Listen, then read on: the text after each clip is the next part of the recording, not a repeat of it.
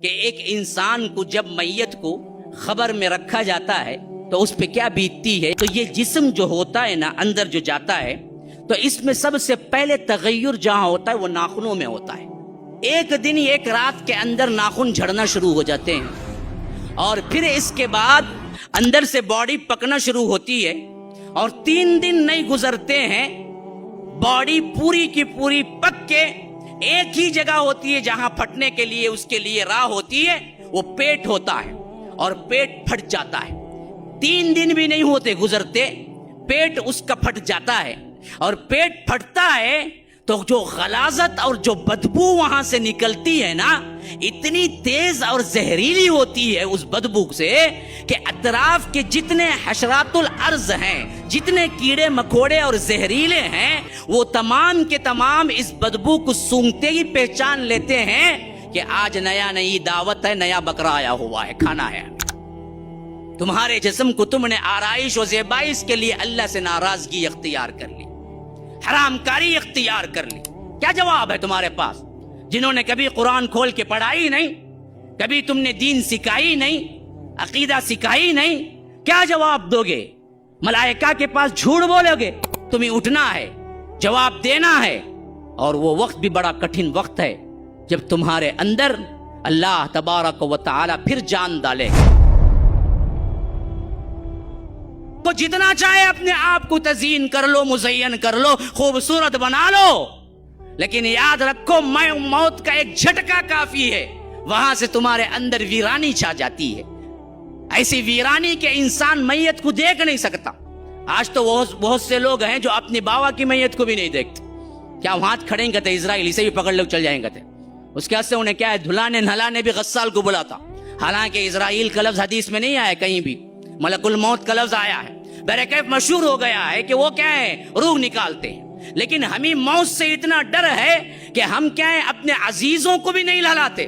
نہلانے کے لیے ہم غسال کو رکھتے ہیں, جبکہ اسلام کے طریقے میں ہمیں کہیں نظر نہیں آتا کہ الگ غسال ہو. قریب عزیز و اقارب جو ہوتے تھے وہی نہلایا کرتے تھے. ہم موت سے اتنا دور بھاگ چکے ہیں, اتنا ڈرتے ہیں. لیکن یہ کیا ڈرنے سے چھوڑ دے گی؟ نہیں, آ کر رہے گی اور مرنا ہی پڑے گا.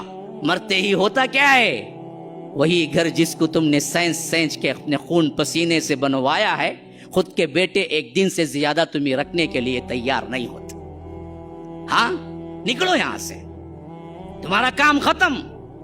اگر کوئی سونے کا دان بنوا کے ڈالا ہے تو بھی بیٹا بولتا کہ لے جاؤ, خبر میں کیا کرتے, نکال کو ہم نے وراثت میں تقسیم کرو بولتا.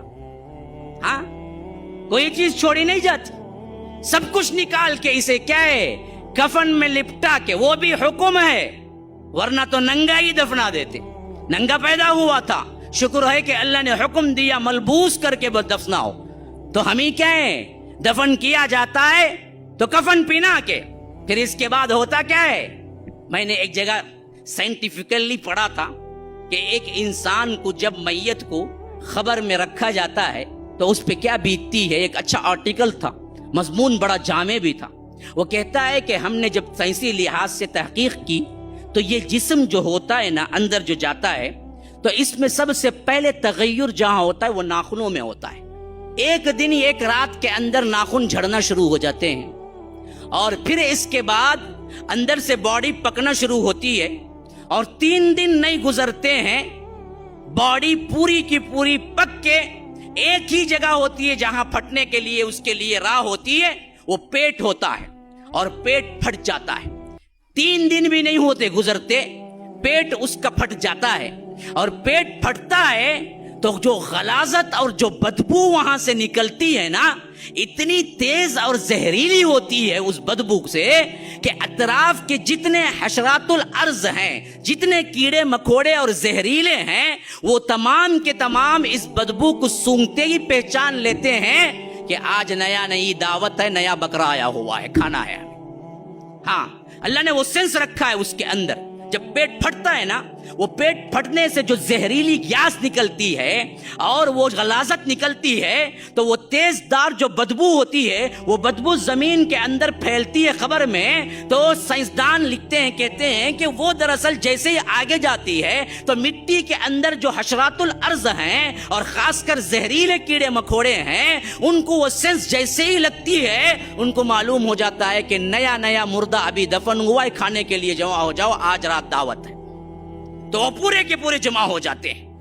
پھر اس کے بعد وہ ایسے کھاتے ہیں انسان کے جسم کو، ہڈیاں باقی رہ جاتی ہیں، اور یہ ہڈیاں بھی پھر چند دن کے بعد چٹکنے لگتی ہیں، الگ الگ جوڑ الگ ہونے لگتے ہیں، ایک ایک ہڈی ایک ایک جوڑ الگ کر دیتی ہے، اور کچھ عرصہ نہیں گزرتا اس کا کوئی نام و نشان نہیں رہتا ہے۔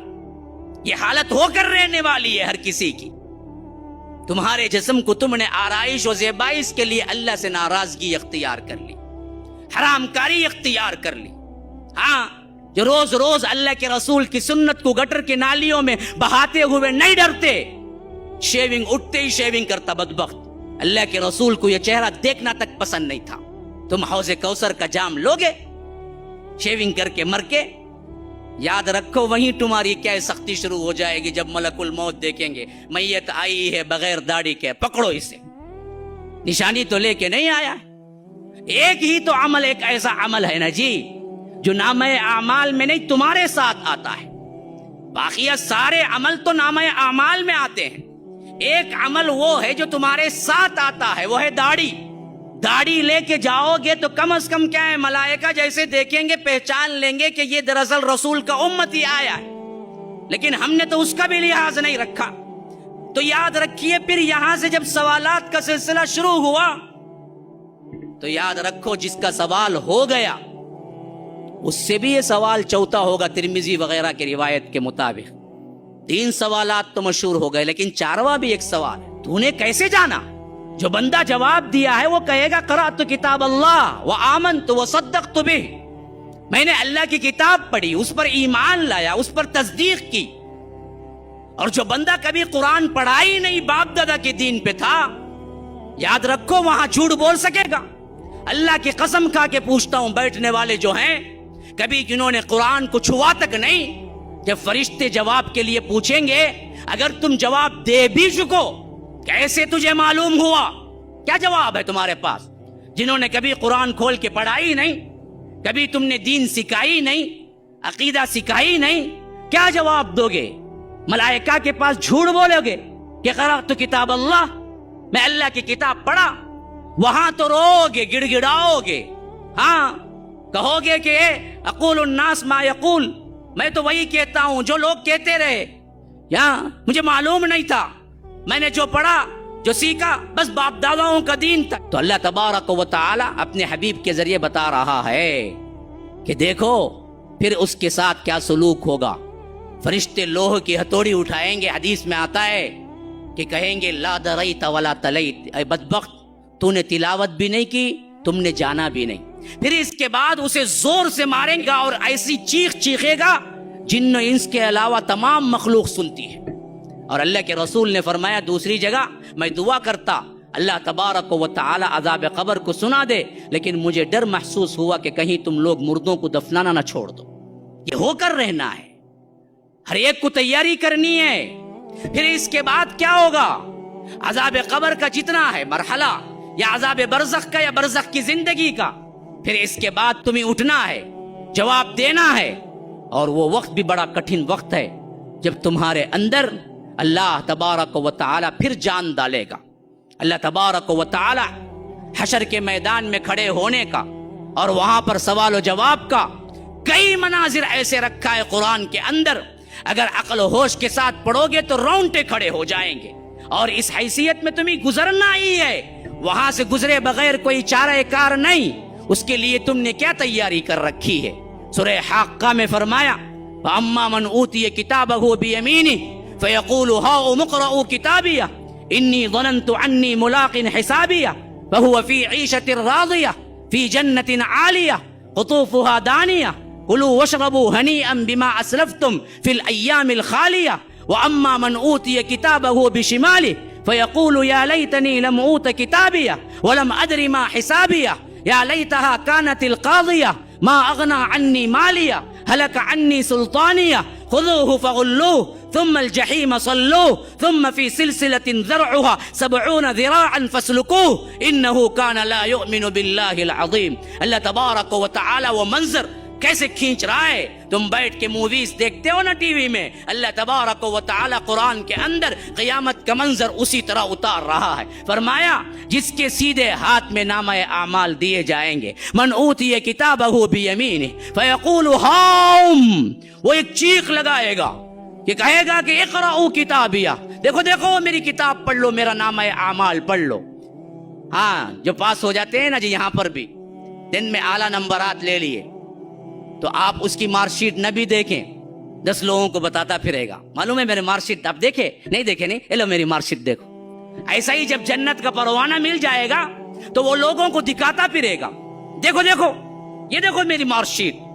ہاں بیمینی فیقول ہاؤم اقرؤوا کتابیہ, کیوں انی ظننت انی ملاق حسابیہ, اسے یقین کامل تھا کہ ایک دن اسے رب سے ملاقات کرنا ہے. تو یاد رکھو مسلمانوں, جنتیوں کی سب سے بڑی کیٹیگری, سب سے بڑی صفت اللہ پر یقین کہ اسے ملاقات کرنا ہے, قیامت پر یقین کہ ایک دن پائی پائی کا حساب دینا ہے. ہے یقین آپ لوگوں کو؟ نہیں ہے تو ڈر جاؤ, ابھی یقین پیدا کرو. تمہاری لمحہ لمحہ, جنبش جنبش, حرکت حرکت کا حساب اللہ تبارک و تعالی لے کر رہے گا. اس کے بغیر تم وہاں سے ہل بھی نہ سکو گے. تو یہ یقین تھا جس کی وجہ سے وہ جنت میں گیا. تو فرمایا کہ انی ظننت انی ملاق حسابیہ, تو وہیں سے ندا آئے گی, فہو فی عیشۃ راضیہ فی جنت عالیہ قطوفها دانیہ. کہہ دیا جائے گا کہ جاؤ تمہاری اپنی من پسند عیش میں رہو, تمہارے لیے آج کیا ہے, عیش ہی عیش ہے. جھکے پڑ رہے ہوں گے میوے اس کے اوپر. ہاں جنت میں کوئی پھل دیکھے گا تو سوچے گا کیسے رہے گا, تو پھل اس کے بالکل ہاتھ کے قریب آ جائے گا, لو لو. تمہیں اتنی تکلیف بھی نہیں کہ تم اٹھا کے کیا اس کو توڑو, تم اٹھ کے کیا اس کے پاس چل کے آؤ, بلکہ پھل خود تمہارے پاس آئے گا. اس لیے فرمایا کہ قطوفها دانیہ. پھر وہاں سے ندا آئے گی فرشتوں کی یا رب کی, کلوا واشربوا ہنیئا, کھاؤ پیو مزے اڑاؤ. کیوں؟ بما اسلفتم فی الایام الخالیہ, تم نے پرلی کی زندگی میں اللہ سے ڈرتے ہوئے گزارا تھا. یہ میرا ترجمہ ہے, میں نے وہاں لگا دیا ہے کہ پرلی ہے نا, یہاں پر یہاں کی زندگی میں تم نے ڈرتے ہوئے گزارا ہے, تو وہاں پر دنیاوی زندگی میں تم نے اللہ سے ڈرتے ہوئے گزارا ہے.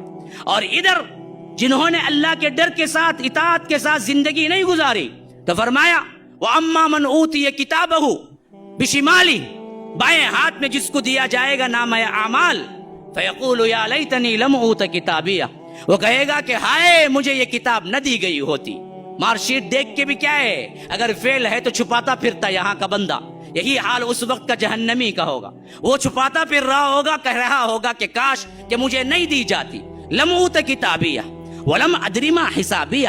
اصل میں جہنم جانے کا سبب کیا بنا جی؟ اللہ کہتا ہے کہ اصل میں اسے یقین نہیں تھا, اسے ایمان ہی نہیں تھا کہ اس کا حساب ہونا ہے. ذرا ٹٹول کے دیکھو اپنی زندگیوں کے اندر, ہمیں کتنا یقین ہے کہ ہمارا حساب ہونا ہے. اگر یقین ہوتا تو ہماری زندگیاں ایسی نہیں ہوتی جو آج ہم گزار رہے ہیں. ہم دعویٰ تو کرتے ہیں آخرت پر یقین ہے, لیکن عمل سے ہم انکار کرتے ہیں کہ ہمیں کوئی یقین نہیں ہے. اگر یقین ہوتا تو یہ زندگیاں یوں نہیں ہوتی. اللہ کی مخالفت میں, اللہ کے رسول کی مخالفت میں اپنی منمانی زندگی نہیں گزارتا, سود میں نہیں گزارتا, زناکاری میں نہیں گزارتا, فحاشی میں نہیں گزارتا, عریانی میں نہیں گزارتا, بے حیائی میں نہیں گزارتا, گانوں میں نہیں گزارتا, میوزک میں نہیں گزارتا, ٹک ٹاک میں نہیں گزارتا, فیس بک واٹس ایپ پہ نہیں گزارتا, اللہ سے ڈرتے ہوئے گزارتا. لیکن ہم نے اپنے عمل سے, دعوے تو ہیں لیکن اپنے عمل سے ہم نے انکار کیا ہے کہ ہمیں یقین نہیں ہے. یہی جہنم جانے کا سبب بنے گا. وہاں جہنمی کہے گا تو یہی کہے گا وَلَمْ أَدْرِ مَا حِسَابِيَهْ, ہمیں گمان بھی نہیں تھا کہ ہمارا حساب ہوگا. تو اس وقت پکارے گا یا لیتہا کانت القاضیہ, ہائے اب موت آ جائے میری, ابھی کیا ہے موت دے دے, اللہ تمام کر دے. اللہ اس وقت کہے گا لا تدعوا اليوم ثبورا واحدا وادعوا ثبورا كثيرا. تم ایک بربادی کو مت بلاؤ, ایک موت کو مت بلاؤ, ہزاروں موتوں کو بلاؤ. آج تمہیں موت آنے والی نہیں ہے, آج تمہیں موت نہیں ہے. آج یہاں سے کیا ہے, موت سے ڈر کے بھاگتا ہے, اور وہاں موت پکارے گا جہنم کو دیکھ کے, کاش کہ موت آ جائے, میرا قصہ تمام ہو جائے. یا لیتہا کانت القاضیہ ما اغنی عنی مالیہ, میرا مال کچھ کام نہیں آیا. ہلک عنی سلطانیہ, میرا عہدہ مجھے کچھ کام نہیں دے گیا. آج عہدوں کی بڑی لڑائی ہے میرے بھائیوں, اپنوں میں بھی ہے غیروں میں بھی ہے. کس کس کا رو نہ رو, اپنوں میں بھی ہے غیروں میں بھی ہے. میں بڑا تو بڑا, کل انہی عہدوں سے بھاگے گا, کل انہی عہدوں کو برا بھلا کہے گا. ہاں ہلک عنی سلطانیہ, ہائے میرے عہدے کچھ کام نہ آئے.